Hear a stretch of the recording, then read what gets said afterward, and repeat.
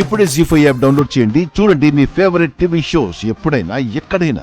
తన రాక ఈ ఇంటికి మంచిది కాదు అని అంటున్నాను. అర్థం చేసుకోండి. ఏం మాట్లాడుతున్నావు? ఎందుకలా అంటున్నావు?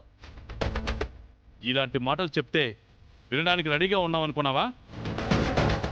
నీ భార్య ఎలా మాట్లాడుతుందో చూడు. ఏమైందవని? ఎందుకలా అన్నావు? ఇంటి గౌరవం నిలబెట్టడం కోసం, ఇంటి మనుషుల్ని సంతోషపెట్టడం కోసం ఎలా అయినా తీసుకురావాలి అనుకుని వెళ్ళాను. తీరా అక్కడికి వెళ్ళాక తీసుకురాకపోవడమే మంచిదనే అభిప్రాయానికొచ్చాను.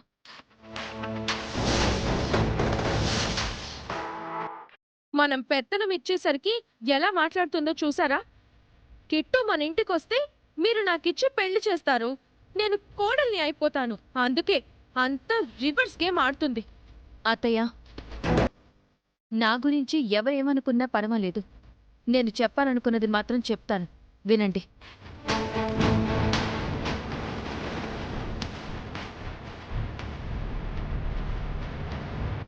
ఇంతకాలం తర్వాత కొడుకు గురించి తెలిసింది కాబట్టి మీరే ఆ ఇంటికి వెళ్ళండి. మీ ప్రేమను, అనురాగాన్ని బయటకు చూపించండి. ఈ ఇంట్లోకి మాత్రం ఎట్టి పరిస్థితుల్లోనూ రానివ్వకండి.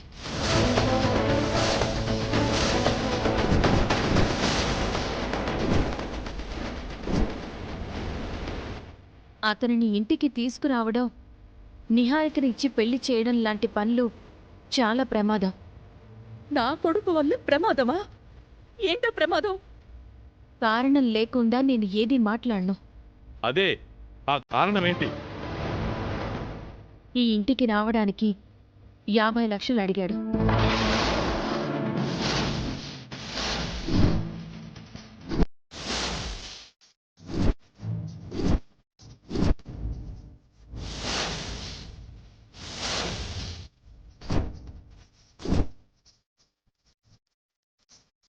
యాభై లక్షలా?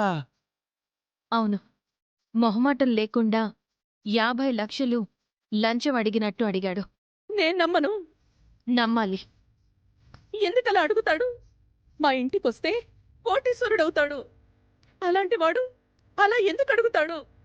తల్లిదండ్రులనే లంచం అడిగాడు అంటే ఏదో కారణం ఉండే ఉంటుంది కదా. ఏం చెప్పాడు? ఇంతకాలం పెంచిన తల్లిదండ్రులకి ఇవ్వాలంట.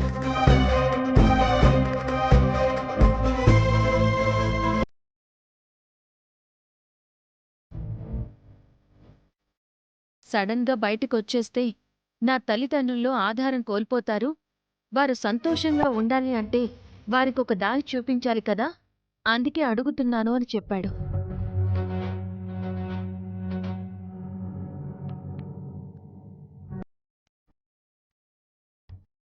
అలాంటివాడు మనింటికి రావడం అవసరమా?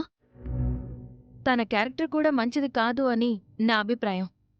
50 లక్షలు అతను అడిగాడు అనే వంకతో తను బయటకు గెంటేయాలి అని అనుకుంటున్నావా? అయినా నా కొడుకు అడిగిన దాంట్లో తప్పే ఉంది.